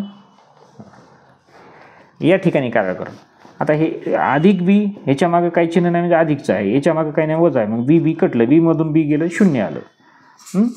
आता हे अधिक 3 मधून वजा 3 गेलं, 0 आलं. मग आपल्यासमोर राहिलंय काय, समोर पहा, 10/b बरोबर 10/7. मग b गुणिले 10 आपण काय करू, आता इथंच लिहितो मी, b गुणिले 10 तिरपा गुणाकार बरोबर 10 गुणिले 7. मग इकडचं 10 आणि इकडचं 10 केलं, किंवा ही इकडे खाली घेऊन भागाकारात केलं तरी तेवढंच येते. म्हणजे b बरोबर किंमत काय आली, 7 आली. पण आपल्याला विचारलंय काय गणितात, a/b ची किंमत विचारली. मग a बरोबर b वजा 3, मग a बरोबर b ची किंमत 7 वजा 3 आलं, a ची किंमत किती आली, 4 आली. मग a भागिले b विचारलं, a ची किंमत आहे 4, b ची किंमत आहे 7, म्हणजे 4/7, पर्याय क्रमांक C याचे जे उत्तर आहे, पर्याय क्रमांक C हे त्याचं उत्तर आहे. आता पुढचं गणित घेऊ आपण, 49व. 49व गणित काय आहे पहा. गणितात मात्र अगदी शांततेनं डोकं चालवावं लागतं बरं का. 31.7/16, 31.7/16. आता 31 पूर्णांक आहे, तुम्हाला 7/16लाच दशांश, म्हणजे इथं दशांश अपूर्णांकात, हे पहा इथं काय करायचे, पूर्णांकयुक्त अपूर्णांकाला दशांश अपूर्णांकात रूपांतरित करायचे. 31 हा पूर्णांक आहे, मग 7/16च दशांश अपूर्णांक करू, किंवा ह्याला आपण असं वाचू 7/16, आपल्याला अजून सोपं जाईल असं करण्यापेक्षा. भाग जात नाही मग 0. हे 31ला 31 पूर्णांक जशाल तसं आहे बरं का, आपण ह्याचाच विचार करायला होतो, एवढ्याचाच अगोदर याला दशांशात करायला, कारण 31 पूर्णांक आहे. मग दशांश दिला, 0 झालं, 16×48, 16×64 मोठं होते बरं का. मी उसना घेतला, 10तून 8 गेले, 2 राहिले, 6 झाले, 6 मधून 4 गेले, 2 राहिले, 22 आले. 16×48, 16×64, सॉरी रे आपल्याकडनं चूक झाली विद्यार्थी मित्रांनो, 16×64 व्हायला पाहिजे ना. 0 दशांश घेतल्यानंतर 0 दिला, 16×64 पहा, 64. मी म्हणलं असं काय होतंय, 10तून 4 गेले, 6 उरले, 6तून 6 गेले, 0 राहिले. आता दशांश दिल्यामुळे 0 घेऊ शकतो आपण, 60 झाले. 16×1 16, 16×2 32, 16×3 16×4 64, 16×3 16×48. आता 48चा भाग बसतो, 2 1 12 उरले. आता पुन्हा 0 घेऊ शकतो आपण. मग 16×7 किती होतं, 12 वर्ष 112. मग इथे उरले किती 8 उरले, पुन्हा 0 घेतलं, 16 पंचे 80, बाकी 0 आली. आता 31ला 31 तसंच आहे, दशांश 4 3 7 5, दशांशाचा भागाकार आपल्याला आला पाहिजे. 31.4375 हा जो पर्याय आहे हा पर्याय क्रमांक सी. मला खात्री आहे तुम्ही जेव्हा ही प्रश्नपत्रिका सोडवण्याची पद्धत वगैरे पाहाल तर तुमच्या बऱ्याचशा गोष्टीच्या संकल्पना ज्या आहेत त्या स्पष्ट झालेल्या असतील. आता 50वा प्रश्न पहा. एका चौरसाची प्रत्येक बाजू तिच्या 1/3 1/3 इतकी कमी केल्यास चौरसाचे क्षेत्रफळ काय असेल? 1/7, 1/3, 1/8, 1/9. चौरसाचे क्षेत्रफळ बरोबर बाजू गुणिले बाजू. आता त्याची बाजू काही का असेना, काही असेल असू द्या, परंतु ती बाजू 1/3 न कमी करताना त्या बाजूचा छेद 3 येईल आणि 3 गुणिले 3 म्हणजे काय होईल? छेद 9 येईल. 1/9 येईल म्हणजे 1/9 या पद्धतीने त्याचं काय होईल तर क्षेत्रफळ सुद्धा कमी होईल. त्यामुळे याचा पर्याय क्रमांक डी हा असेल. चला 51वा प्रश्न घेऊया आपण. 51वा प्रश्न काय सांगतो? एका वस्तूला 2450 मध्ये विकल्यानंतर होणारा लाभ. आता पहा, हे गणित सुद्धा तुम्ही आपल्या नवोदयच्या व्हिडिओमधला स्वाध्याय जो आहे 9.1चा जो स्वाध्याय आहे अशा प्रकारचं एक उदाहरण तिथं आलेलं आहे आणि मला खात्री आहे की अशा प्रकारची उदाहरणं दरवर्षी पडतात. म्हणून ज्या विद्यार्थी मित्रांनी ही प्रश्नपत्रिका पाहिली त्यांना निश्चित या गोष्टीचा फायदा होणार आहे. एक वस्तू आहे, ती वस्तू 2540 मध्ये विकल्यानंतर होणारा नफा, लाभालाच नफा म्हणलेला आहे. बऱ्याच विद्यार्थ्यांना नफा लाभ हा शब्द अडचणीचा वाटतो, तर मी याला एका साध्या भाषेत सांगतो. एखादी वस्तू विकून मिळालेला वस्तू 10 रुपयाला आणली, 12ला विकली, 2 रुपये फायदा झाला, तो नफा असतो, तो लाभ असतो.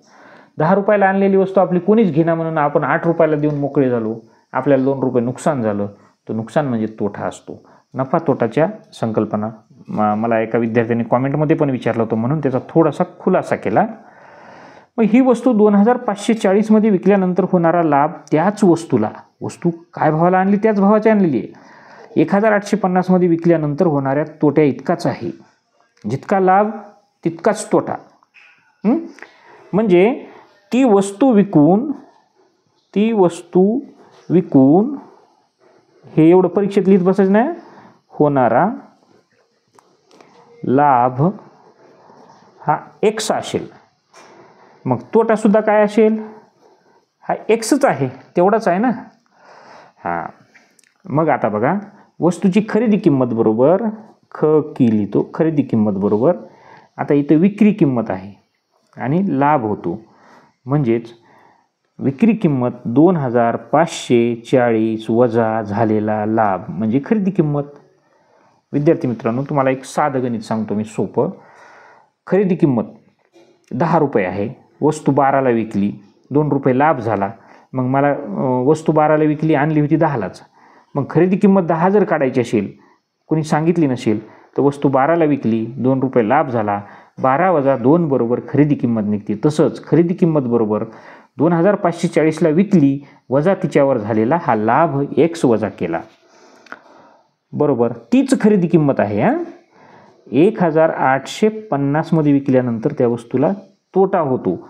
10ची वस्तू होती, मला माहीत नाही 10ची वस्तू आणली म्हणून एखाद्याने सांगितलंच नाही, म्हणले 8 रुपयाला विकली आणि 2 रुपये नुकसान झालं. म्हणजे 8ला विकली आणि 2 रुपये नुकसान झालं, म्हणजे 8 अधिक 2 म्हणजे खरेदी तू 10ला आणली होती ती वस्तू. मग 1850ला विकली आणि x रुपये तोटा झाला, नुकसान झालं, म्हणजे नुकसान मिसळलं की तिची खरेदी किंमत निघते. आता विद्यार्थी मित्रांनो पहा, हे मी काय करतो, 2540 वजा x बरोबर 1850 अधिक x.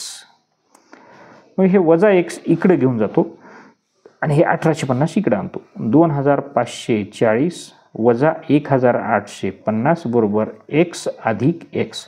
कारण हे ऋण x इकडे जाऊन धन झालं, हे 1850 बरोबर चिन्हाची लक्षीवन रेषा ओलांडून इकडे ऋण झालं. याच्या पाठीमागे काहीही चिन्ह नसतं म्हणजे धन असतं. आता वजाबाकी करायची. हां, एक्स आणि एक्स, एक एक्स आणि एक एक्स झाले 2 एक्स. शून्यामधून शून्य गेले, शून्य राहिले. 4मधून 5 जात नाहीत, ह्याने इथं उसना दिला, इथं राहिले 4. 14मधून 5 गेले, 9 राहिले. आता 4तून 8 जात नाहीत, मग परत याने उसना दिला, इथं राहिला एकच. 14मधून 8 गेले, 6 राहिले. 690 बरोबर 2 एक्स. आता एक्स बरोबर 690 भागिले 2, हे गुणाकाराचे 2 भागाकारात आले ना. बेत्रिक 6, बेचोक 8, बेपंचे 10. एक्स बरोबर काय आलं? 345 आलं. मग वस्तूची किंमत काढायची आहे. दोन्हीपैकी कोणत्याही सूत्रात तुम्ही हे 345 ठेवलं म्हणजेच 1850 काय होतं? तिची विक्री किंमत. नुकसान झालं तेव्हा त्याच्यात 345 हा तोटा मिसळला, तर तिची खरेदी किंमत आली. खरेदी किंमत पहा. हां, खरेदी किंमत पहा. हां, 0 आणि 5 5, 5 आणि 4 9, 8 आणि 3 11, 11ला 1, हातचा आला 1, 1 आणि 1 2, 2195 रुपये. तर इथं उत्तर आहे पर्याय क्रमांक बी, 2195 रुपये हे उत्तर त्याचं योग्य प्रकारे आलेलं आहे. आता पहा. हां, आता हे गणित आपण घेऊया. हां, आता 52 गणित. एक मशीन एका मिनिटात 12 पाने छापू शकते, तर 5760 पानांच्या छपाईसाठी किती वेळ लागेल? 1 मिनिटात 12 पाने ती मशीन छापते. आलं का लक्षात? 1 मिनिट 12 पाने, आपण सरासरी असं लिहितो, पण आपल्याला काय करावं लागेल? 12 पाने 1 मिनिटात होतात. 12 पाने 1 मिनिटात, हीच संकल्पना घेतली बरं का. मग 1 पान किती मिनिटात होईल? मग कधी ही संकल्पना कशी असते? पाण्याच्या खाली पाणी, मिनिटाच्या खाली मिनिट मांडायचं असतं. अगदी सोप्या भाषेत सांगतो. ह्या दोन्हीचा गुणाकार आणि हे भागाकार, म्हणजेच 1 गुणिले 1, 1 भागिले 12 मिनिटात. किती पाने? 1 पान. 1 पान बरोबर 1 भागिले 12 मिनिटे. मग 1 पानाला 1 भागिले 12 मिनिट लागले. 5760 पाने. 5760 पाने किती मिनिटात? गुणिले 1 मिनिटाचा वेळ, 1 भागिले 12. ह्याच्या खाली काही नाही म्हणजे 1 आलं, कारण एका पानाला 1 भागिले 12 मिनिट लागते. 5760 पानाला गुणाकार करावा लागेल. मग 12 1 12, 12 चौक 48, उरले 9, 12 8 96, 0 0. मग 480 मिनिट आली. मग उत्तर तासात आहे. मग एका तासात 60 मिनिट. मग ह्याला 6 भागलं 60, हे 0, 6 1 6, 6 8 48, 8 तास हे त्याचं उत्तर येतं. 8 तास पर्याय आहे. पर्याय क्रमांक बी हा 52वा प्रश्नाचा पर्याय आहे. आता 53व उदाहरण. एका पुस्तकाची किंमत 100 रुपये आहे. पुस्तक विक्रेता 3 पुस्तके 275 रुपयात विकतो. झालेला नफा किंवा तोटा काढा. आता त्यांनी व्यवहार किती पुस्तकांचा केला आहे? 3 पुस्तकाचा. पहा, एक पुस्तक 100 रुपये. 3 पुस्तके कितीला असतील हो? तर 100 गुणिले 3 बरोबर 300 रुपयाला. 3च पुस्तकं विकलीत ना त्यांनी, 275ला विकली. मग 3 पुस्तके, खरेदी किंमत किती आहे त्याची? 300. विक्री किती आहे? विक्री म्हणजे विक्री किंमत 275. मग त्याला 300 मधून 275 म्हणजे कमीला विकलं. त्याने 3 पुस्तके 300ला आणले, 275ला विकले. 25 रुपये काय झालं? नुकसान झालं त्याचं, कमी पैशात दिलं. म्हणजेच पर्याय क्रमांक डी, 25 रुपये तोटा झाला. आता 53 झाला. आता 54वा प्रश्न घेऊ आपण. 54वा प्रश्न आहे पहा.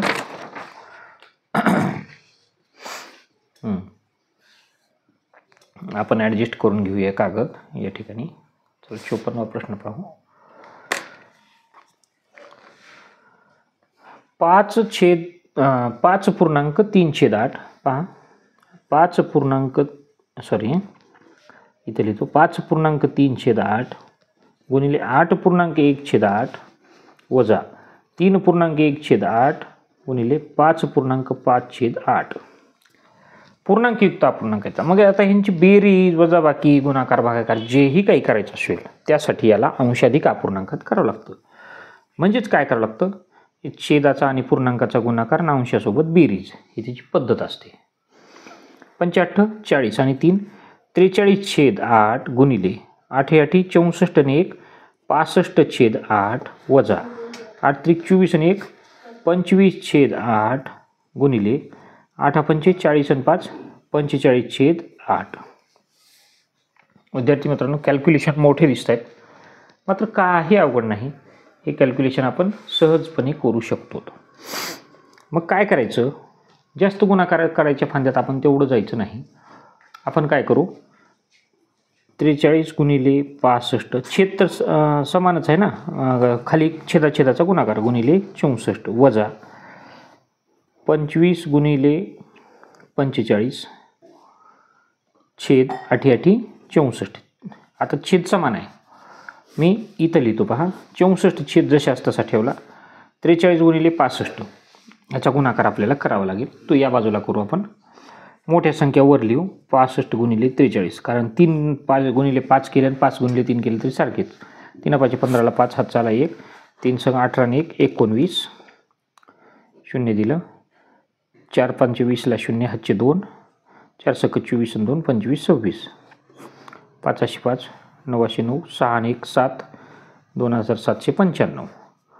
मग 2795 वजा 25 गुणिले 45, 25 5 125ला 5 हातचे आले 12, 25 100 आणि 12 112 होते. याचा गुणाकार आपण इथले इथं केला. मग आता पहा, आता पहा 5 मधून 5 गेले, 0 राहिले. 9 मधून 2 गेले, 7 राहिले. 7 मधून 1 गेला, 6 राहिले. 2 मधून 1 गेला, 1 राहिले. 1670 भागिले 64. ह्याला संक्षिप्त रूप द्यावं लागेल. म्हणजे जे काय उत्तर येते ते बघू आपण. 2 भाग घालू आपण. 2 6 2 4, 2 16, 2 6 1 उरला, 2 5 10, 835. आता एकक स्थानी 5 आहे आणि खाली 2 आहे. मग 2 16, 2 6 आणि 2 5 10 बरोबर आहे. 835 भागिले 32. मग 32 दुनी 64, 32 दुनी 64. 13 मधून 4 गेले, 9 उरले. 8 मधून 6 गेले, 2 उरले. वरून घेतला 5. आता तर खाली किती आलं, वरून घेतलं 5. 13 मधून 4 गेले, 13 मधून 4 गेले, 9 राहिले. 8 9 उसना दिलता ना, मग इथे एकच राहिले. सॉरी 195. मग 195 आलं. मग आता काय करावं लागेल आपल्याला, कितीनं गुणाकार करावं लागेल की 6 दुनी 12. कितीने भाग जातो पाहू आपण. तर आता 195 आलं. तर 32 गुणिले 6 जर केलं आपण, 6 दुनी 12ला 2 हातचाला 1, 37 18 आणि 1 19, 192 3 उरतात. म्हणजे जवळपास 26 आलं. म्हणजे अगदी आता इथं काही दशांशाच्या थोडं राहील, परंतु काय म्हणले जवळपास प्राप्त होणारे उत्तर हे काय असेल तर बी 26 असेल याचं उत्तर. आता आपण 27वा प्रश्न पहा. 27वा प्रश्न काय सांगतो, लक्ष देऊन बघा. एकक दशक शतक हजार दस 30,009. मग 30 10,000 नाही होत. 30,000 आणि 9 शतक नाही, 9 एकक आहे. मग 3 10,000 म्हणजे 30,000 आणि 9 एकदा म्हणजे ह्याचा पर्याय क्रमांक हा आहे. आपल्याला करेक्ट सापडलं ना, पुढं मागे कशाला त्याचा विचार करत बसायचे. आता पहा इथं या ठिकाणी काय सांगते बघा. हा प्रश्न, सुमितचे वजन 107 किलोग्रॅम आहे. 107 सुमितचे वजन वय नाही. आणि संजय याचं वजन आहे 82. दोघांचे वजन नजीकच्या दशकापर्यंत विचारात घेतले तर दोघांच्या वजनातील तफावत असेल. हे शब्द फार हुशारीनं वापरले ना. नजीकच्या, तफावत. नजीकच्या म्हणजे जवळचा दशक, म्हणजे 107. आता 7च्या जवळचा दशक काय आहे? 110. 82च्या पहा 3च्या आत असेल तर काय करायचं? मागे घ्यायचं. 3च्या पुढं 3 असेल तर पुढच्याकडे जायचं असतं. 82च्या जवळचा दशक म्हणजे 80. ह्याच्यातला तफावत म्हणजे फरक. 8 शून्यातून 0 गेलं, 11मधून 8 गेले, 3 राहिले. 30 किलोग्रॅम त्यांचा काय आहे? वजनाच्या फरकात म्हणजे वजनातील तफावत म्हणजेच वजनाचा फरक 30 किलोग्रॅम आहे. 57वा प्रश्न बघा. जर दोन कोनांची बेरीज एक विशाल कोन आहे तर पुढीलपैकी कोणता पर्याय अशक्य आहे? अशक्य म्हणजे चुकीचा. दोन कोनांची बेरीज एक विशाल कोन आहे. एक काटकोन आणि एक लघुकोन 90 आणि काही असू शकतं, मग तो विशाल कोन होतो. एक विशाल कोन आणि दुसरा लघुकोन असू शकतो. विशाल कोन 90च्या पुढे गेला की विशाल असतो. 100 आणि 10 110 तरी विशाल कोनच येतो. दोन लघुकोन केलं तरी विशाल कोन येतो. 85 आणि 85 समजा अधिक, तर दोन काटकोन 90 आणि 90 केलं की विशाल कोन न येता तो काय होतो? सरळ कोन येतो. हा कोन हा चॅप्टर नवीन प्रकारे सिलेबसमध्ये समाविष्ट झाल्यामुळं त्याचा जो पर्याय आहे दोन काटकोन आहे. याच्यावर एक प्रश्न असतोच वेगवेगळ्या प्रकारचा. आता 58. एका संख्येतील अंकांची बेरीज त्या संख्येतून वजा केल्यास एक संख्या घ्या कुठली बी. काय संख्या घेऊ आपण? चला 23 घेऊ. याच्या अंकांची बेरीज करा. 2 अधिक 3 बरोबर 5 आलं. मग 23 वजा 5 केलं. 13मधून 5 गेले, 8 आणि 5 13, 8 आणि 1 18 आलं. तर त्याला नेहमी कशानं भाग जातो? 18ला 2 जातो, 9 जातो. इथं कन्फ्युजन आपल्याला. 9च्या कसोटीत हे आहे, 9 भाग जातो. दुसरी संख्या घ्या, 57 घ्या. 7 आणि 5 12. ह्याच्यातून 12 वजा केली, 7मधून 2 गेले, 5 राहिले. 5मधून 1 गेला, 4 राहिले, 45. आता ह्याला 2 भाग जातो का? नाही, 5 परंतु ह्याला 9 भाग जातो. 9 5 45. म्हणजे 9ची कसोटीच आहे की एका संख्येतील अंकांची बेरीज त्याच संख्येतून वजा केली असता हाती आलेल्या संख्येला नेहमी 9 भाग जातो. आता पुढचा प्रश्न पहा. 59वा प्रश्न. अशा प्रकारे आपण गणिताच्या अगदी शेवटच्या प्रश्नाच्या जवळ आलेलो आहोत. एक आकृती आहे. हा सुद्धा प्रश्न कोनांच्या प्रकारावर आहे. आता इथं पूर्ण कोनाचे जे माप आहे ते माप जे आहे हे 360 अंश असते. हा एक कोन म्हणजे ही एक आणि हा दुसरा किरण, आणि ह्याला अशा प्रकारे फिरून आलेलं दाखवतात. हा बाणा असा पूर्ण फिरून आला. आणखीन सांगतो तुम्हाला 360च कसं असतं. साध्या सोप्या आकृतीमधून तुम्हाला मी करून दाखवतो. पहा, हे पहा, लक्ष देऊन बघा. हे 90, हे 90, हे 90, हे 90. कारण हा काटकोन असतो, एक उभी रेषा आडवी, आणि त्याचं माप 90 असतं. 9 चौक 36, 360 अंश असतो. हा पूर्ण कोन 360चा असतो. इथं पूर्ण कोन आहे. मग यांची बेरीज करू आपण. आणि खाली मापं दिलीत. मापे कशी आहेत ते पहा. आकृती थोडीशी मोठी आहे. मी तुम्हाला दिसण्यासाठी या पद्धतीनं हे पेज ॲडजस्ट करून घेतो. एक लक्ष करा. हां, किंवा आपण जवळ ठेवतो. अगोदर काढू उत्तर, नंतर पर्यायांचा विचार करू आपण. मग हे 100 आहे. 100 तर 100 अधिक 6x अधिक हे 4x अधिक 2x अधिक x झाले. इथून फिरून 100च्या जवळ आलो आपण, बरोबर 360. हे तुम्हाला प्रश्न पडेल 360 कुठून आलं? तर ह्या पूर्ण कोनाचं माप 360 असतं. कसं असतं मी तुम्हाला आत्ताच दाखवलं. मग 100ची 6xची बेरीज होत नाही, विजातीय आहेत. सजातीय पदांची बेरीज होते. म्हणजे आपण गोठ्यात बांधताना गाई एका ठिकाणी, शेळ्या एका ठिकाणी, कोंबड्या असं कोणतो का आपण की कोंबड्या, शेळ्या, मेंढ्या, गाई एकाच गोठ्यात सगळ्या? नाही. तर सजातीय पदांची बेरीज ही सारखी म्हणजे काय होती 6 आणि 4 10, 10 आणि 2 12, आणि ह्याच्या मागे काही नसतं म्हणजे 1x, 12 आणि 1 13x. 100 अधिक 13x बरोबर 360.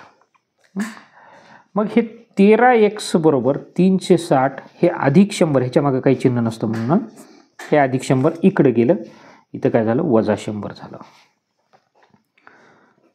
13x बरोबर 360 मधून 100 गेलं, राहिलं 260. मग x बरोबर या ठिकाणी बघा x बरोबर 260 भागिले 13, 13 1 13, 13 2 26, 20 आलं. मग xचं माप 20 आले. मी आता अधिक तपशिलात जात नाही. 1x बरोबर 20, 2x बरोबर 20 दुनी 40, 4x बरोबर 20 चौक 80, 6x म्हणजे 120. म्हणजे ह्यांचे माप जे आहेत मी इथून लिहितो पहा, या आकृतीत पहा. हां इथं x 2x 4x आणि 6x अशी माप आहेत. x 2x 4x 6x. x म्हणजे काय आले 20 आलं, 2x म्हणजे 20 दुनी 40, 4x म्हणजे 40 गुणिले 20 80 आणि 6 दुनी 12 120, 20 40 80 120 हा पर्याय येतो. हा पर्याय आपण 20 40 80 120 हा जो पर्याय आहे हा पर्याय क्रमांक 1. आता प्रश्न 60वा गणितातला शेवटचा जो प्रश्न आहे हा आलेखावर आधारित. त्या अगोदर प्रश्न वाचू. पुढील बार डायग्राममध्ये आलेख शब्द वापरला नाही त्यांनी. पुढील बार डायग्राममध्ये वेगवेगळ्या देशांच्या क्रिकेट संघांनी खेळलेल्या सामन्यांची संख्या दाखवण्यात आली आहे. ऑस्ट्रेलियाच्या संघाने पाकिस्तानच्या संघापेक्षा किती अधिक सामने खेळले आहेत? ऑस्ट्रेलियाच्या संघाने किती सामने खेळले आहेत? 32. आणि पाकिस्तानच्या संघाने किती घेतले? 24. म्हणजे 32 मधून 24 काढले की किती अधिक खेळलेत निघते ना, बरोबर. हे पाकिस्तानचा संघाचा खंबा कुठपर्यंत गेला? स्तंभ, याला स्तंभालेख म्हणतात. हा स्तंभ 24 या उंचीपर्यंत गेलेला आहे. म्हणजेच वाय अक्षावर 24 आहे आणि ऑस्ट्रेलियाचा जो स्तंभ आहे तो 32 पर्यंत गेलेला आहे. म्हणजेच 32 वजा 24 पहा, 12 मधून 4 गेले 8 राहिले. 8 सामने जे आहेत ते काय खेळलेले आहेत तर जास्त खेळलेले. त्याचा पर्याय क्रमांक ए हे उत्तर आहे. आता एक गणित या ठिकाणी आपलं संपन्न झालेलं आहे. आता जो दुसरा भाग आहे तो आहे भाषा. आणि मागच्या 3 वर्षाचं निरीक्षण आहे. बऱ्याचशा विद्यार्थ्यांच्या बाबतीत आपण पाहतो. तर होतं काय की या भाषेमध्ये विद्यार्थ्यांचे खूप प्रश्न जातात आणि नंबर लागण्याची चान्सेस इथं कमी होतात. आता इथे हे दिले, या खंडात 4 उतारे आहेत, ते प्रश्न वाचा आणि प्रत्येक प्रश्नाकरता ABCD असे पर्याय दिलेले आहेत, ते वर्तुळ गोल करा. आता आपण इथं उतारा घेऊया. उतारा 1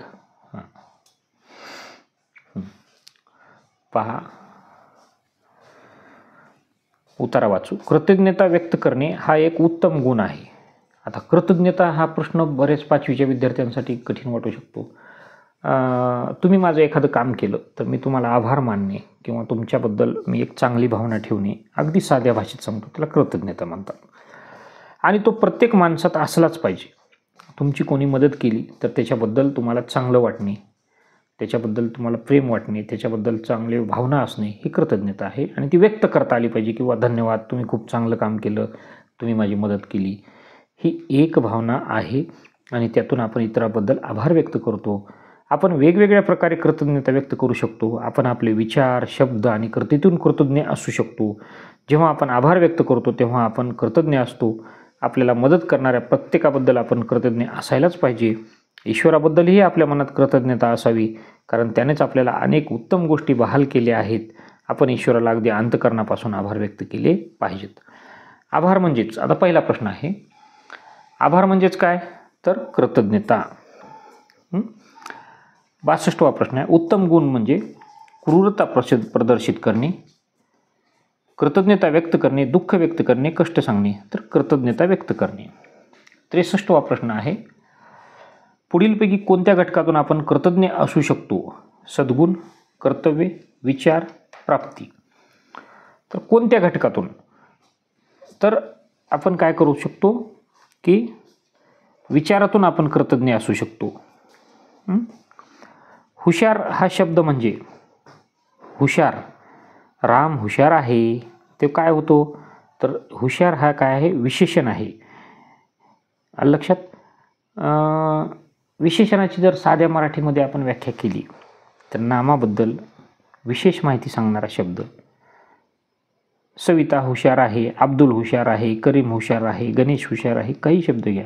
मग अब्दुल, करीम, सविता, गणेश हे सगळे नाव आहेत आणि त्यांच्याबद्दल अधिक माहिती सांगतो हा शब्द हुशार. नाम सविता कशी आहे तर हुशार आहे, अब्दुल कसा आहे हुशार आहे, गणेश कसा आहे हुशार आहे. हा म्हणून विशेष माहिती सांगतो म्हणून त्याचं विशेषण. 65वा प्रश्न. सद्गुण म्हणजे गुण, शौर्य, दुष्ट, शांती. तर सद्गुण हा एक गुण आहे चांगला. सद्गुण म्हणजे चांगला गुण. दुसरा उतार आपण वाचूया, लगेच त्याचं वाचन करून घेऊ. सामाजिक कार्यकर्ते आणि महान पर्यावरणवादी सुंदरलाल बहुगुणा यांच्याबद्दल तुम्हाला नक्कीच माहिती असणार. त्यांचा जन्म उत्तराखंडच्या एका लहानशा खेड्यात झाला होता. कोणाचा? सुंदरलाल बहुगुणा यांचा. त्यांचे गाव उंच डोंगरावर असून ते हिरव्यागार झाडांनी आच्छादित होते. म्हणजे त्यांचे गाव हे सगळ्या बाजूनं झाडांनी वेढलेले होते.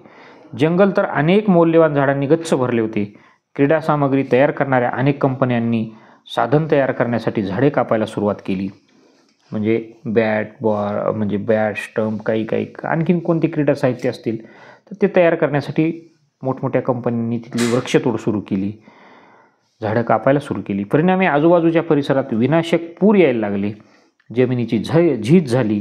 त्यामुळे लोकांना अनेक अडचणींना सामोरे जावे लागले. त्यांना जीवनात जंगलाचे महत्त्व लक्षात आले, म्हणजे अडचणींना सामोरे गेल्यानंतर. आता याचे जे प्रश्न आहेत हे आपण पहा. पहिला प्रश्न आहे 66वा. सुंदरलाल बहुगुणा हे महान काय होते? पर्यावरणवादी. पहिल्याच ओळीत त्याचं उत्तर आहे ए. त्यांचे गाव कशानं आच्छादित होते? दाट वनराईने, हिरव्यागार झाडांनी, तपकिरी. आधी इथं शब्द काय आला आहे तर त्यांचे गाव डोंगरावर असून हिरव्यागार झाडांनी आच्छादित होते. जशाला तसा शी. झाडे कापल्यामुळे डॅडॅश यायला लागले. विनाशक पूर यायला लागले. ए. सुंदरलाल बहुगुणा हे डॅडॅश आहे.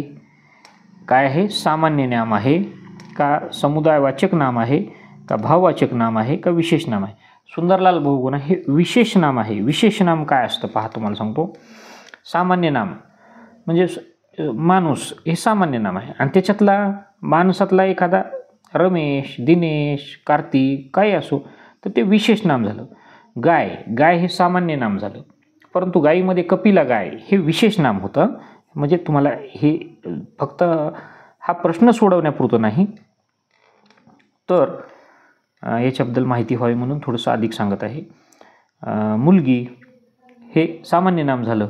परंतु मुलीमध्ये काही असो, समजा दीक्षा आहे, अपेक्षा आहे, सविता आहे, काही नाव असो तर ते विशेष नाम होतं. मौल्यवान या शब्दाचा समानार्थी पर्याय. मौल्यवान घृणास्पद नाही, अप्रिय नाही, अनुपयोगी, उपयोगी नसलेला नाही तर त्याचा बहुमोल हा मौल्यवानचा काय होतो? समानार्थी शब्द होतो, पर्यायी शब्द होतो. तिसरा उतारा आपण वाचन करूया. तिसऱ्या उताराचं पहा, ॲडजस्ट करून घेतो मी या ठिकाणी. शास्त्रज्ञ आणि चिकित्सक आपल्या शरीरातील विविध यंत्रणा आणि अवयवांवर टी व्हीमुळे होणाऱ्या धोकादायक परिणामाबद्दल इशारा देत असतात. मला हा उतारा वाचायला सुरुवात करायच्या अगोदर वाटतं की मोबाईलमुळं सुद्धा आपल्या शरीरावर विविध वाईट परिणाम होतात. म्हणून तुम्ही मोबाईल पेपरसुद्धा सोडवताना पाहताना अगदी डोळ्याच्या जवळ धरू नका. त्याला विशिष्ट अंतरावर ठेवा. हातात धरू नका. भिंतीला चिटकवून किंवा मागच्या काही आधाराला ठेवून. इथे एक तो विषय आला म्हणून तुम्हाला सांगतो. प्रत्येक व्यक्ती रोज सरासरी 3 ते 4 तास टी व्ही पाहते. आता टी व्ही कमी पाहतात लोक, मोबाईल जास्त पाहतात. त्यामुळे आपली दृष्टी क्षीण होते. क्षीण म्हणजे काय होते? कमी होते. लहान मुलावर जास्त परिणाम होतो कारण ती खूप जवळून टी व्ही पाहतात. अशी कारणे जास्त धोकादायक आहे. अशी करणे जास्त धोकादायक आहे. त्यामुळे डोकेदुखीसारखा त्रास उद्भवतो. फार वेळ टी व्ही पाहणे आपल्या शारीरिक आणि मानसिक आरोग्यासाठी धोकादायक आहे. नृत्य, संगीत, हाणामारी यासारख्या कार्यक्रमांच्या कर्कश आवाजामुळे बधिरता येऊ शकते. कानावर वाईट परिणाम होतो. एकाच अवस्थेत सतत टी व्ही पाहिल्यामुळे सांधेदुखी, पाठदुखी, स्नायू दुखायला लागतात आणि आपल्याला भान नाही राहत. आपण मोबाईल पाहताना एकाच अवस्थेत बसतो, टी व्ही पाहताना एकाच अवस्थेत. त्याचे दुसरे दुष्परिणाम काय होतात की आपण व्यवस्थित शरीराची स्थिती नसल्यामुळं आपल्याला हे दुखणे चालू होतात. टी व्ही पाहत जेवण केल्याने पचनक्रिया शिथिल होऊन शरीरात स्थूलता येते.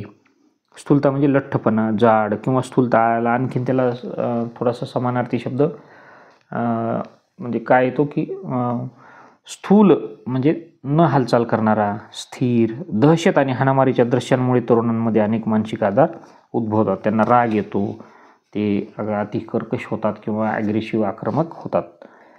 आता 71वा प्रश्न, दीर्घकाळ TV पाहिल्याने डॅश यावर परिणाम होत नाही. मानसिक आरोग्य, पाचनतंत्र, वजन, उंची. याचा पर्याय क्रमांक B आहे. कारण हे पहा, मानसिक आरोग्यावर परिणाम होतो.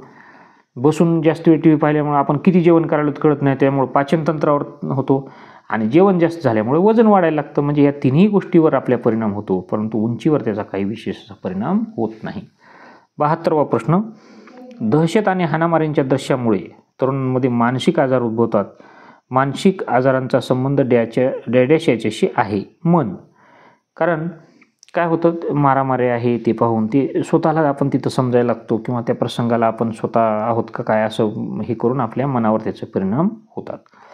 TVचा परिणाम मुलांच्या दृष्टीवर जास्त होतो. कारण ते काय होतं, TV पाहताना बैठक चुकीची असते, पचनक्रिया मंदावते. तसं नाही तर TV खूप जवळून पाहतात. TV पाहण्यासाठी काही विशिष्ट अंतर असतं, तेवढे दुरून पाहायला पाहिजे. 74वा प्रश्न, शिथिलचा समानार्थी शब्द आहे. ताकद, व्यस्त, मंद, तीव्र. मंद, शिथिल म्हणजे स्लो, अगदी डिम, मंद. परिच्छेदात धोकादायक शब्द येतो. याचा विरुद्धार्थी शब्द आहे. अपायकारक नाही, निराशापूर्ण नाही, उपकारक, हानिकारक. पहा, धोकादायकाला सारखेच शब्द अपायकारक, निराशापूर्ण, हानिकारक होतात, परंतु उपकारक म्हणजे धोका देणारा, धोकादायक, उपकार करणारा म्हणजे चांगला. त्याच्या विरुद्धार्थाचा पर्याय सांगितला आपल्याला. इथं गोंधळून जायचं नाही.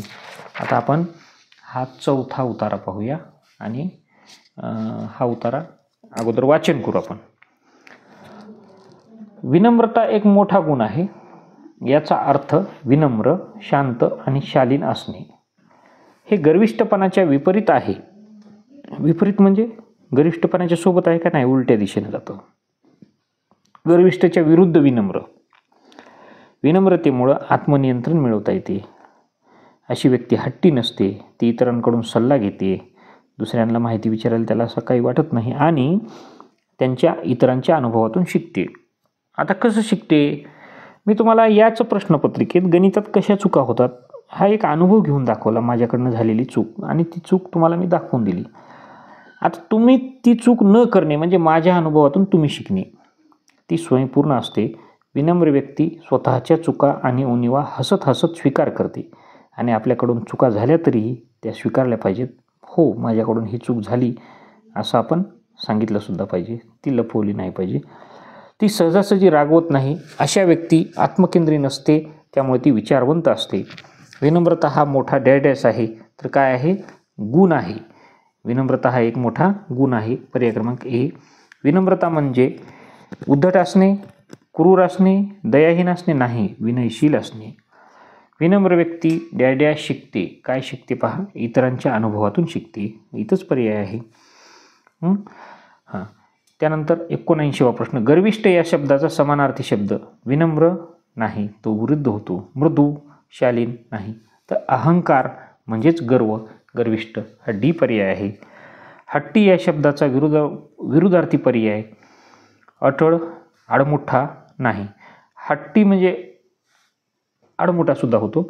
लवचिक वृत्तीचा, स्वेच्छाधारी, तर त्याला हट्टीला विरुद्धार्थी पर्याय काय होतो, म्हणजे हट्टी म्हणजे मला असंच पाहिजे म्हणणारा, आणि लवचिक वृत्तीचा म्हणजे ठीक आहे बाबा असं तर असं, म्हणजे आपल्या विचारामध्ये बदल करणारा. पर्याय क्रमांक C हा त्याचा पर्याय आहे. तर विद्यार्थी मित्रांनो, अशा प्रकारे ही नवीन सिलेबसवर आलेली जी प्रश्नपत्रिका आहे ती आपण पूर्णपणे सोडवलेली आहे. मी तुम्हाला समजावून सांगत सोडवलेली आहे. तुम्ही या व्हिडिओचा वेळ पहा, आपला किती वेळ झालेला आहे. अगदीच त्यापेक्षा जास्त वेळ तुम्हाला असतो आणि निश्चित तुम्ही माझ्या या अनुभवातून शिकाल. तुम्हाला प्रश्नांची उत्तरे कशी सोडवावे, त्यामध्ये काय चुका होतात यासुद्धा गोष्टी लक्षात येतील आणि त्या गोष्टी लक्षात आल्यामुळं आपण अगदी 1.5 तासाच्या आत पूर्ण पेपर स्पष्टीकरणासह सोडवलेला आहे. निश्चित तुम्ही त्याचा फायदा घ्या. तुम्ही तो पेपर स्वतः सोडवून पहा, एकदा पहा, स्वतः वेळ लावा, किती वेळात सुटतो ते पहा. नवनीतचा जो सराव संच आहे 2025चा, त्यामध्ये सगळ्या प्रश्नपत्रिका आहेत. नवनीतचंच म्हणून नाही, तुम्हाला जो उपलब्ध होईल तो सोडवा, त्यापेक्षा वेगवेगळे सोडवा. त्याचं म्हणजे तुमच्यासाठी तुम्हाला सहज उपलब्ध होणारे प्रश्नसंच, प्रश्नपत्रिका, PDF जे काय असेल तुमच्याजवळ ते तुम्ही सोडवू शकता. आणि निश्चितच तुम्हाला हा व्हिडिओ आवडला त्याला लाईक करा, चॅनलला सबस्क्राईब करा. आणि अगदी महत्त्वाची गोष्ट म्हणजे मोबाईल आपल्या डोळ्यापासून दूर ठेवा. तो उपदेश आपण उतार्यातच शिकलेला आहे. धन्यवाद.